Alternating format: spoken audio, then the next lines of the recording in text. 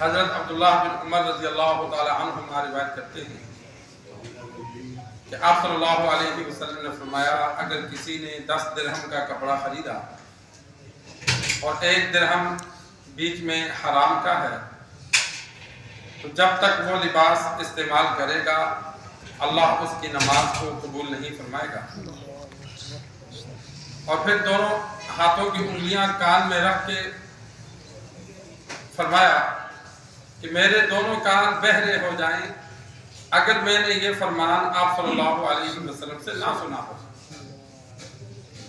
امت کی تصدیق کے لیے، امت کی تسلی کے لیے عبداللہ بن عمر رضی اللہ تعالی عنہ نے اپنے لیے بد دعا کی اگر یہ جملہ میں نے نہیں سنا تو اللہ میرے کانوں کو بہرا کر دے، کہ مجھے 100% یقین ہے کہ میں نے یہ آپ صلی اللہ علیہ وسلم سے سنا ہے کہ انسان لباس جو استعمال کرتا ہے اگر اس میں کچھ رقم حرام کی ہے، یہ بطور مثال کے 1 درہم کا ذکر کیا کہ 10 درہم کا کپڑا ہے تو 1 درہم 1 روپیہ ہے، 10 روپے ہیں، 50 روپے ہیں، بیچ میں حرام کے شامل ہو گئے تو جب تک وہ چیز لباس استعمال ہوگا اس وقت تک اس لباس کے ساتھ جو بھی نماز پڑھے گا اللہ قبول نہیں فرمائے گا۔ اگر دوسرا لباس حلال کا اس کے پاس موجود ہے اس میں جب پڑھے گا تو وہ نماز قبول ہوگی۔ اور 1 لقمہ انسان اگر حرام کا کھائے تو ایک جگہ میں نے پڑھا کہ 40 دن تک اللہ عبادت کو قبول نہیں فرماتا۔ انسان توبہ کر لے تو اللہ معاف فرماتا ہے۔ تو کوشش کی جائے حرام سے بچنے کی۔ آج ہماری عبادات تو موجود ہیں لیکن عبادات کا جیسا اثر ہونا چاہیے وہ نہیں ہے۔ تو اس کی ایک وجہ یہ بھی ہے کہ ہمارے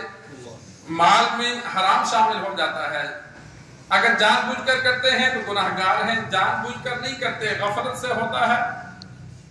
یا مال مشتبہ سے ہو جاتا ہے تو اس کی وجہ سے گناہگار تو نہیں ہے لیکن عبادات میں وہ اثر باقی نہیں رہتا۔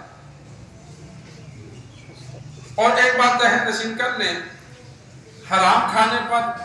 جو عبادات نماز کا آیا، نماز کے علاوہ بھی جو عبادات کی جائیں گی، روزہ رکھا جائے گا، ذکر و اذکار تلاوت کی جائے گی، ثواب اس پر بھی نہیں ملے گا۔ البتہ جو نماز ادا کرے گا، روزے رکھے گا تو جو فرض ہے وہ ادا ہو جائے گا۔ ایک بندے کی حرام کی کمائی ہے، مثال کے طور پر سود سے اس کے گھر کا نظام چلتا ہے یا اس کا کاروبار حرام کا ہے، تو اب ایسا بندہ اگر نمازیں پڑھتا ہے تو اس کو ثواب نہیں ملے گا، البتہ جو فرض ہے وہ ادا ہو جائے گا۔ اس کو یہ نہیں کہا جائے گا کہ بھئی حرام مال کھاتا ہے لہذا تیری نمازیں نہیں ہوئی لہذا دوبارہ قضا کر جب حلال کھائے گا، نہیں۔ نماز نہ پڑھنے کا گناہ نہیں ہوگا،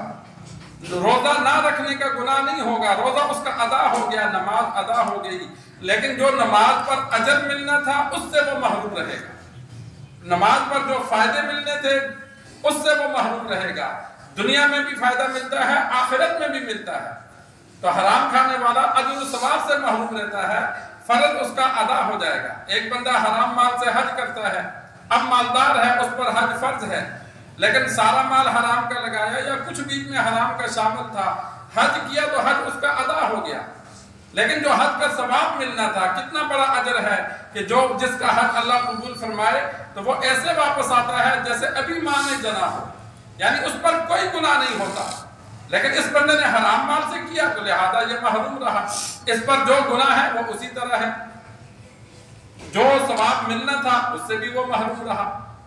تو کوشش کی جائے انسان حرام سے بچنے کی، اپنی جانب سے انسان حسب طاقت کوشش کرے تو جو بیچ میں کمی کوتاہی ہوتی ہے وہ اللہ معاف فرما دیتا ہے۔ آپ صلی اللہ علیہ وسلم صحابہ جب بیعت کرتے تو ان کو انسان یہ فرماتے تھے مَسْتَطَعْتُمْ، اس بات پر بیعت کرو کہ تم میری اتباع کرو گے جتنی تم طاقت رکھتے ہو، کہ مکمل اتباع نہ بھی ہو گئی، اپنی جانب سے کوشش کی، بیچ میں جو کمی ہو جائے گی، کوتاہی ہو جائے گی، اخلاص میں کمی ہو جائے گی، وہ اللہ معاف کر دے گا۔ اب جیسے امام الانبیاء محمد مصطفیٰ صلی اللہ علیہ وسلم نماز ادا کرتے تھے، صحابہ ویسی تو نہیں پڑھ سکتے، جیسی صحابہ پڑھتے تھے ویسی ہم نہیں پڑھ سکتے، لیکن انسان اپنی جانب سے کوشش کر کے نماز کو صحیح ادا کرنے کی کوشش کرے، بیچ میں جو کمی کوتاہی ہے وہ اللہ معاف کرے گا۔ اسی طرح لین دین میں، کھانے پینے میں انسان اپنی جانب سے کوشش کرے کہ میں جن سے لین دین کرتا ہوں یا جو میرا نظام چلتا ہے اس میں حرام شامل نہ ہو۔ اگر खताअन या भूल कर या किसी से जिससे लेन देन किया वो आगे उसने हराम दे दिया, तो वो असरात तो जिस्म पर आएंगे लेकिन गुनाह नहीं मिलेगा, इसलिए कि जानबूझकर तो हराम नहीं दिया। तो इंसान अपनी जानिब से एहतियात करे। जो गैर एहतियाती तौर पर बीच में इंसान हराम का मुर्तकिब हो जाए तो असरात तो जिस्म पे पड़ते हैं, लेकिन उम्मीद है कि अल्लाह अगले जहां में सजा नहीं देगा, इंसान को गुनाह नहीं मिलेगा। अल्लाह से दुआ है अल्लाह हमें दीन सीख कर समझ कर अमल करने की तौफीक अता फरमाए।